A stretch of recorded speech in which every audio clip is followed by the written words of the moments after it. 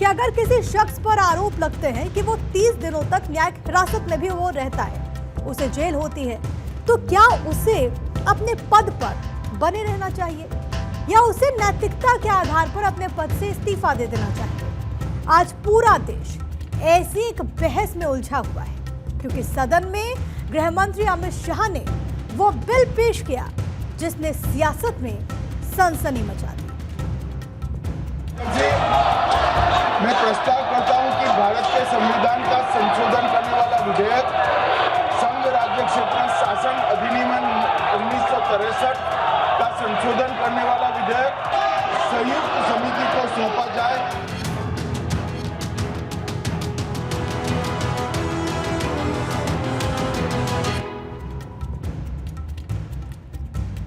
कानून सबके लिए एक होना चाहिए। फिर संवैधानिक पदों पर बैठे लोगों को आखिर क्यों एक्स्ट्रा इम्यूनिटी मिलती है? क्यों जेल जाने के बाद भी मंत्रियों की कुर्सी बची रहती है?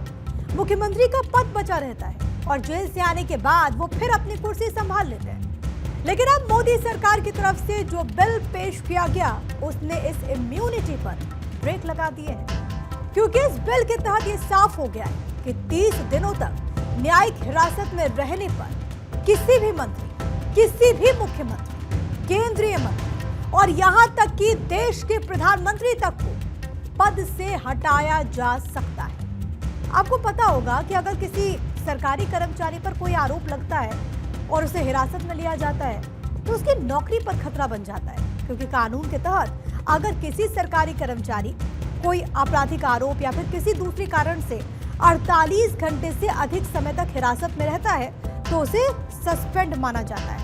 ये निलंबन उसकी रिहाई तक या फिर विभागीय जांच पूरी होने तक प्रभावी रहता है। लेकिन देश के नेताओं को लेकर ऐसा कुछ भी नहीं। कोई भी मंत्री, यहां तक कि मुख्यमंत्री भी अगर किसी मामले को लेकर जेल जाता है तो भी वो जेल में रहते हुए अपने पद पर बना रहता है। लेकिन आज एक ऐतिहासिक बिल लाते हुए मोदी सरकार ने मंत्रियों, मुख्यमंत्रियों, केंद्रीय मंत्री और यहां तक कि देश के प्रधानमंत्री तक के लिए सभी रास्ते अब बंद कर दिए। यानी कि 30 दिनों तक गए जेल तो कुर्सी से हाथ धोना तय है। गृह मंत्री अमित शाह ने संविधान के 130वां संशोधन बिल लोकसभा में पेश किया। इस बिल के तहत गंभीर आपराधिक आरोपों में लगातार 30 दिनों तक जेल में रहने पर प्रधानमंत्री, केंद्रीय मंत्री, मुख्यमंत्री या राज्य मंत्री या फिर केंद्र शासित प्रदेश के मंत्री को पद से हटाया जा सकता है। अगर इनमें से किसी को भी ऐसे अपराधों के लिए गिरफ्तार किया जाता है और लगातार 30 दिनों तक हिरासत में रखा जाता है, जिनमें कम से कम 5 साल की जेल की सजा हो सकती है, तो 31वें दिन अपना पद वो गंवा देगा। यहां तक कि अगर प्रधानमंत्री खुद कार्यकाल के दौरान 30 दिन लगातार ऐसे आरोप में जेल में रहे तो उन्हें भी 31वें दिन अपना इस्तीफा देना होगा। गृह मंत्री अमित शाह ने इस बिल को आज सदन में पेश किया। सदन में हंगामा होने लगा। विपक्ष ने सरकार पर आरोप लगाना शुरू कर दिया।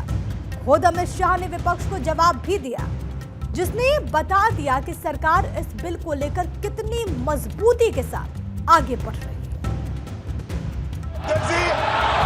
मैं रिकॉर्ड क्लियर करना चाहता हूं, मुझ पर झूठे आरोप लगाए तब अरेस्ट होने के पहले मैंने नैतिकता के मूल्यों का हवाला देकर इस्तीफा भी दिया और जब तक मैं कोर्ट से निर्देश नहीं हुआ कोई संविधान पद मैंने स्वीकार नहीं किया। ये क्या सिखाते हैं नैतिकता में? मैं तो इस्तीफा देकर गया था। तो विपक्ष को इस बिल से क्या तकलीफ है, इसे भी समझना जरूरी हो जाता है। आखिर क्यों इधर संसद में ये बिल पेश हुआ, उधर विपक्ष ने हाय तौबा करना शुरू कर दिया। दरअसल इस बिल के जरिए विपक्ष को लगता है कि सरकार सीधे तौर पर राज्य सरकारों में घुसपैठ कर सकेगी, विपक्षी सरकारों को अस्थिर कर पाएगी। विपक्ष पहले से केंद्रीय एजेंसीज के गलत इस्तेमाल का आरोप केंद्र पर लगाता आया है और ऐसे में विपक्ष को लगता है कि अब केंद्रीय एजेंसीज के गलत इस्तेमाल के मामले और ज्यादा बढ़ जाएंगे। विपक्ष इस बिल को न्यायिक प्रक्रिया का उल्लंघन के तौर पर भी पेश कर रहा है। एक्सपर्ट्स की माने तो विधेयक में जो 5 साल वाला प्रावधान है वो कहीं न कहीं विपक्ष की टेंशन की मुख्य वजह है, क्योंकि भ्रष्टाचार या फिर मनी लॉन्ड्रिंग के मामलों में सजा 5 साल से ज्यादा का प्रावधान होता ही है। ऐसे में हर मामला इसके तहत आ जाएगा। हालांकि मोदी सरकार का तर्क साफ है कि कानून सबके लिए एक है और जो 30 दिनों से ज्यादा वक्त तक जेल में रहेगा उसका पद खतरे में आना अब तय है। लेकिन विपक्ष को ऐसा लगता है कि इस बिल के जरिए मोदी सरकार का सीधा निशाना अपोजिशन पर ही है। ये कानून पास होने के बाद पूरे देश के मंत्री, मुख्यमंत्री, केंद्रीय मंत्री सब उसके कंट्रोल में हो जाएगा। क्योंकि आज जो व्यवस्था है, कोई ऐसी धारा लगा दें जो आपको लोअर कोर्ट में बेल नहीं मिलेगा, तो फिर वो तो यदि बेल मिलने में 3 महीने लग गए तो सर मंत्रिमंडल से गया। तो एक नया हथियार है। इसका मतलब यह है कि सरकार बगावत रोकने के लिए कानून बना रही है। देखिए, बिल गैर कानूनी है, गैर संवैधानिक है, मौलिक अधिकारों का हनन है, न्याय के सिद्धांत के विरोध में है। संविधान का जो बेसिक स्ट्रक्चर है, जो संघ राज्यों के संबंध और जो संतुलन है, उन सब चीजों को बिगाड़ने वाला ये बिल है। इसीलिए इस बिल का पुरजोर विरोध पूरे विपक्ष ने किया। अपने वो एक फर्क बहुत कानून में महत्वपूर्ण है, आरोपी और अपराधी, एक्यूज्ड, कन्विक्टेड, उसको खत्म कर दिया। तो संभवतः विपक्ष मुक्त लोकतंत्र की जो आपकी अवधारणा है उसको अमली जामा पहनाते हैं। मैं आगाह करता हूँ चंद्रबाबू नायडू जी को, नीतीश जी को, संभल के रहिए। और कुछ इनके स्वयं की पार्टी में भी शायद उनको भी निपटाने की ये योजना है। तो विपक्ष भले ही हंगामा करे, लेकिन देश के लिए बिल जरूरी भी है और इम्पोर्टेंट भी, क्योंकि इससे पहले ऐसे कई मंत्री और मुख्यमंत्री हुए जो जेल भी गए और अपनी कुर्सी पर भी बने रहे। लेकिन अब मोदी सरकार ने इस बिल के जरिए इस पर फुल स्टॉप लगा दिया, क्योंकि अब वो नहीं हो पाएगा जैसा कि हाल के दिनों में देखा गया। दिल्ली के पूर्व मुख्यमंत्री अरविंद केजरीवाल 177 दिन जेल में रहने के बाद भी सीएम बने रहे थे। केजरीवाल ने इस दौरान इस्तीफा नहीं दिया। इसी तरीके से दिल्ली के मंत्री सत्येंद्र जैन जेल में रहने के बाद भी अपने पद पर बने रहे, जेल में रहने के बाद भी इस्तीफा नहीं दिया। इसी तरीके से दक्षिण भारत में भी ऐसे केसेस सामने आए। तमिलनाडु के पूर्व मंत्री सेंथिल बालाजी ने भी गिरफ्तारी के 8 महीने बाद तक तमिलनाडु के मंत्री पद से इस्तीफा नहीं दिया। जेल में रहने के बाद भी वो इस पद पर बने हुए थे। तमिलनाडु के ही मंत्री के पोनमुडी भी 3 साल तक जेल में रहे, लेकिन इस्तीफा नहीं दिया। एसआईआर की तरह ही विपक्ष इस बिल को भी लोकतंत्र के खतरे में बताता है, इस तरह से पेश कर रहा है। हालांकि विपक्ष के इन हमलों के बीच सरकार की तरफ से ये साफ कर दिया गया कि संविधान 130वां संशोधन बिल को 31 सदस्यों वाली जेपीसी को भेजा जाएगा, जो कि अगले संसद सत्र से पहले अपनी रिपोर्ट देगी। केंद्र ने इस विधेयक को लेकर बताया कि संविधान में किसी ऐसे मंत्री को हटाने का कोई प्रावधान नहीं जिसे गंभीर आपराधिक आरोपों की वजह से अरेस्ट किया गया और हिरासत में लिया गया। इसीलिए ऐसे मामलों में प्रधानमंत्री या फिर केंद्रीय मंत्री परिषद के किसी मंत्री और राज्यों के मुख्यमंत्री या मंत्री परिषद के किसी मंत्री को हटाने के लिए एक कानूनी ढांचा तैयार करने के लिए बिल की देश को सख्त आवश्यकता है। एक तरफ संसद में इस बिल को लेकर हंगामा हुआ, तो दूसरी तरफ बीजेपी और सरकार की तरफ से विपक्ष की मंशा पर भी सवाल उठाए गए। क्या परेशानी है आपको इस बिल से? इसीलिए कि ये बिल केजरीवाल ऐसे लोग जो जेल जाते हैं, इस्तीफा नहीं देते, उसके लिए उपाय कर रहा है।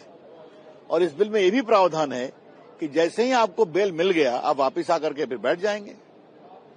लेकिन कुछ लोग जो नैतिकता की दुहाई दे करके भी जेल जाकर भी शासन चलाते हैं, उससे भारत के राजनीतिक शुचिता कमजोर होती है, शर्मिंदा होती है।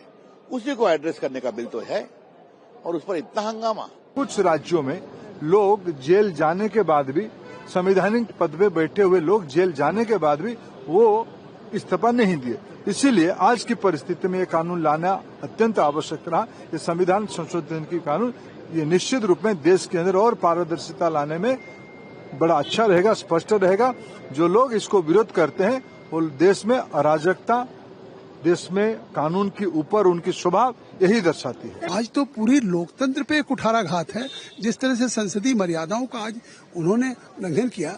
आखिर एक संशोधन विधेयक अगर प्रस्तुत किया जा रहा था गृह मंत्री से, और गृह मंत्री ने इस बात को कह दिया स्पष्ट कि हम इस पे स्पीकर साहब प्रस्ताव करते हैं ज्वाइंट पार्लियामेंट्री कमेटी बन जाए, इसके बाद तो सदन को शांत होना चाहिए। इससे साफ है जानबूझ करके जो सदन लगातार बाधित कर रहे थे, आज उसकी पराकाष्ठा हो गई। तो नेता जनता के सेवक कहलाते हैं और ऐसे में किसी भी सरकार के लिए जरूरी हो जाता है कि उसके मंत्रिमंडल में मौजूद हर मंत्री, यहाँ तक कि खुद मुख्यमंत्री भी नैतिकता में बंधा रहे और नैतिकता पर आंच आने पर उसे खुद ब खुद इस्तीफा भी दे देना चाहिए, जैसा कि पहले भी होता आया है। अब उन नामों को जरा आप जान लीजिए जिन्होंने नैतिकता के आधार पर इस्तीफा दिया। साल 1965 में महबूब नगर रेल हादसे में 112 लोगों की मौत हुई थी। इसके बाद उस वक्त के रेल मंत्री लाल बहादुर शास्त्री ने अपने पद से इस्तीफा दे दिया। हालांकि इंदिरा गांधी ने उनका इस्तीफा स्वीकार नहीं किया था। जैन हवाला कांड में नाम आने पर बीजेपी के सांसद लाल कृष्ण आडवाणी ने साल 1996 में संसद की सदस्यता से इस्तीफा दिया था। इसी तरीके से जैन हवाला कांड में ही नाम आने के बाद जेडीयू के नेता शरद यादव ने नैतिकता के आधार पर इस्तीफा दे दिया था संसद की सदस्यता से। 93 में तत्कालीन नागरिक उड्डयन एवं पर्यटन मंत्री माधवराव सिंधिया ने रूसी जहाज TU-154 क्रैश होने पर इस्तीफा दिया था। हालांकि इस घटना में सभी यात्री बच गए थे, लेकिन देश की सियासत में अब माहौल पूरी तरह से चेंज हो गया है, बदल गया है, क्योंकि अब इन मूल्यों को जगह नहीं दी जाती। केंद्र सरकार का ये बिल इन्हीं वैल्यूज को जिंदा करने की एक पहल है। हालांकि इस पर जो हंगामा हो रहा है वो अपने में सवाल खड़े करता है, क्योंकि अगर ये बिल एक्शन में आता है तो इतना तो तय है कि किसी भी केंद्रीय मंत्री, राज्य मंत्री या फिर मुख्यमंत्री और यहां तक कि प्रधानमंत्री पर कोई आरोप लगता है तो उसके खिलाफ जांच निष्पक्ष हो पाएगी। जांच अधिकारी और एजेंसी पर पॉलिटिकल प्रेशर नहीं होगा। पावर की वजह से गवाहों को प्रभावित नहीं किया जा सकेगा और यहां तक कि साक्ष्यों को भी मिटने से बचाया जा सकेगा। दागियों के खिलाफ ये बिल उनकी कुर्सी जाने की गारंटी है, तो इसके प्रावधानों को लेकर भी अपोजिशन पार्टीज को दिक्कत है। पद से हटाने के लिए प्रधानमंत्री राष्ट्रपति से सिफारिश करेंगे। गिरफ्तारी के 31वें दिन तक इस्तीफा न देने पर राज्य मंत्री, केंद्रीय मंत्री, सीएम और पीएम तक इस्तीफा न देने के बाद भी खुद पद से हट जाएंगे। यहां तक कि पीएम ने अगर सिफारिश नहीं भी की तो भी कुर्सी जाना तय है। केंद्रीय गृह मंत्री अमित शाह ने आज लोकसभा में 3 बिल पेश किए। Government of union territories amendment bill 2025, Jammu Kashmir पुनर्गठन अमेंडमेंट बिल 2025 और तीसरा वो जिस पर पूरा विपक्ष टेंशन में, यानी कि 130वां संविधान संशोधन बिल 2025। तीनों विधेयकों के खिलाफ लोकसभा में जमकर हंगामा हुआ।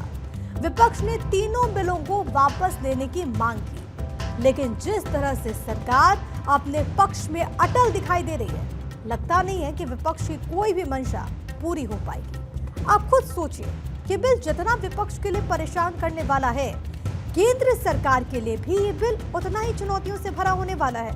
वजह है कि केंद्र के किसी भी मंत्री, यहां तक कि पीएम पर भी कोई आरोप लगेगा जिसे 5 साल की जेल का प्रावधान है, तो 31वें दिन उसका भी पद जाना तय है। लेकिन केंद्र इस रिस्क को लेने से डर नहीं रहा, जबकि विपक्ष पूरी तरह से आशंकाओं से घिरा हुआ है और यही वजह है कि वो हमलावर